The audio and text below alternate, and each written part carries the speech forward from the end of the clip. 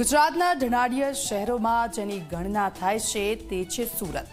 Diamond અને કાપડ ઉદ્યોગમાં જેનું વૈશ્વિક લેવલે મોટું નામ છે તે સુરતમાં ડ્રગ્સના મોટા રેકેટનો પર્દાફાશ થયો છે।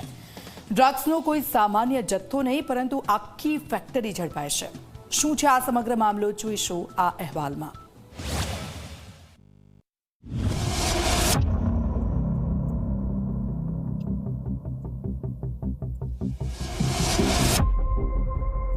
ડાયમંડ નગરી સુરત, જ્યાં લઘુ ભારતના દર્શન થાય, જ્યાં ઉદ્યોગ, રોજગાર અને જાહો જલાલી શહેરની ઓળખ છે,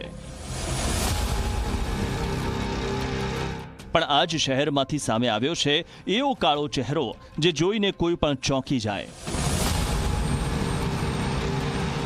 સુરતમાં ડ્રગ્સ રેકેટનો મોટો પર્દાફાશ થયો છે અને આ પર્દાફાશે શહેરને હચમચાવી દીધું છે।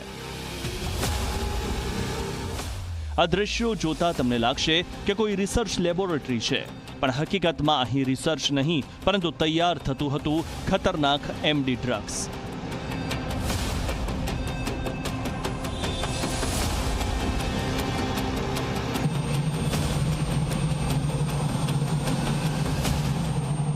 સુરત એસઓજી પોલીસના હાથે સફળતા લાગી છે। ડ્રગ્સ બનાવતી એક જે લેબ છે તે લેબ ઝડપી પાડવામાં આવી છે। એસઓજી પોલીસને બાતમી મળી હતી કે સુરતના પર્વત પાટિયા વિસ્તારમાં આવેલા પોલોરાઇઝ નામનો જે મોલ છે તે મોલની અંદર એક દુકાન ભાડે રાખીને આખી જે ડ્રગ્સ બનાવવાની જે લેબ છે તે લેબ ચલાવવામાં આવી રહી છે। જે બાતમીના આધારે એસઓજી પોલીસે રેડ કરી હતી। રેડ દરમિયાન પોલીસે અલગ અલગ ડ્રગ્સ બનાવતા જે સાધનો છે તે સાધનો કબજે કરવામાં આવ્યા છે। આપ જોઈ શકો છો અલગ અલગ જે કેમિકલ છે તે કેમિકલો આ ડ્રગ્સ બનાવવા માટે વાપરવામાં આવતું હતું। વજન કાંટા સહિતની તમામ જે સામગ્રી છે તે પોલીસે હાલ કબજે કરવામાં આવી છે। સુરતના પર્વત પાટિયા વિસ્તારમાં આવેલા પોલોરાઇઝ નામના મોલમાં દુકાન ભાડે રાખીને ડ્રગ્સ બનાવવાની ફેક્ટરી ધમધમતી હતી।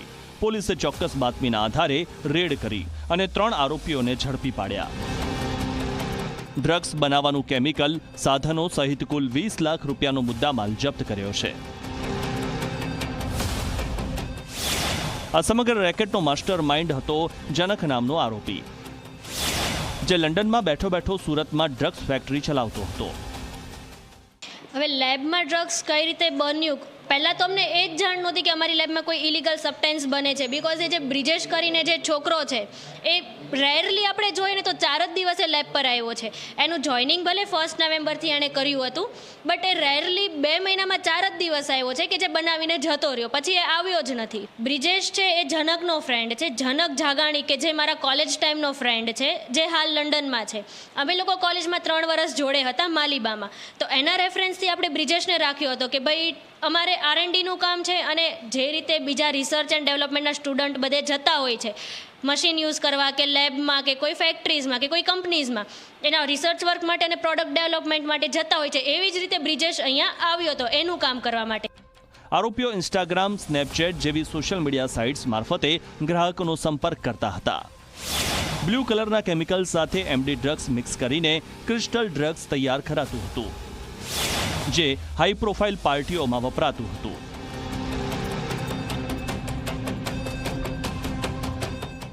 સેટઅપની અંદર અલગ અલગ કેમિકલ મળ્યા છે, ફેનેલ મળ્યું છે, પછી વેક્યુમ પંપ મળ્યા છે, ફ્લાસ્ક મળ્યું છે, ડિજિટલ વોટ, વજન કાંટો, બીકર તથા બ્લુ કલરનું ક્રિસ્ટલ ડ્રગ મેફેડ્રોન કે જે એકદમ હાઈ લેવલની પાર્ટીમાં વપરાય છે। તે જનક જે જાગાણી છે એના સૂચના મુજબ મોકલવાનું હતું, એવું 16.950 ગ્રામ જે છે મળી આવેલ છે।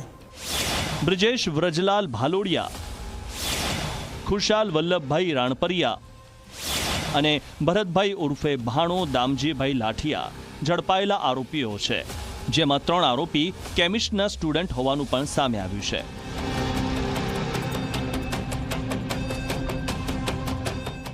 જનક જાગાણી કરીને જે છે એ પોતે પણ કેમિસ્ટ્રીનો વિદ્યાર્થી છે અને આ તમામ જેટલા પણ આમાં લોકો છે એમાં એક જ વ્યક્તિ 10 ફેલ છે, બાકીના તમામ જે છે એ માલિબા કોલેજના વિદ્યાર્થીઓ છે કેમિસ્ટ્રીના। યુવાધનને નશામાં ધકેલવાના અને યુવા પેઢીને બરબાદ કરવાના આ કાળા ધંધાનો પોલીસે સમયસર પર્દાફાશ કરી અનેક જિંદગીઓ બચાવી લીધી છે।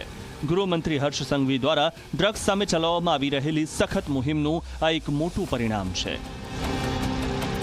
આરોપીઓની કબૂલાતના આધારે લંડનમાં બેઠેલા માસ્ટરમાઇન્ડ જનક સામે રેડ કોર્નર નોટિસ પણ ઇસ્યુ કરવામાં આવી છે. ડાયમંડ નગરી સુરતમાં ડ્રગ્સ માફિયાઓ માટે હવે કોઈ જગ્યા નથી. ચેતન પટેલ, ઝી મીડિયા, સુરત.